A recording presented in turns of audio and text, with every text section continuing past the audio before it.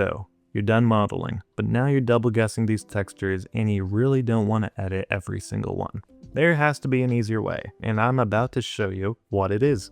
All you have to do is go under the Materials tab and use the eyedropper to select the material that you want to change.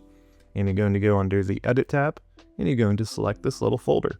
And this will open your browser, and basically you can click on any image file and it will change every single texture to that. So obviously this requires you to already have a texture. You can either download that from the internet or you can download one from the SketchUp library.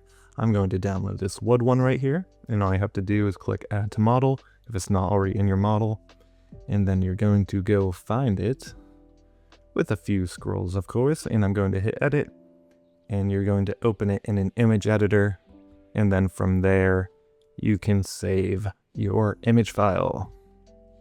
Get out of there. Don't look at my file names. My 1 terabyte homework folder, don't look at that. But you're going to go back into here, make sure you have your texture selected again, and now we can finally select our texture. And holy crap, I made our house look even worse. Let's go. But basically that's how you change all of the textures all in one click. Leave a like if this helped you, and subscribe if you want to see more tips. Alright, thanks guys, and have a good one. Bye-bye.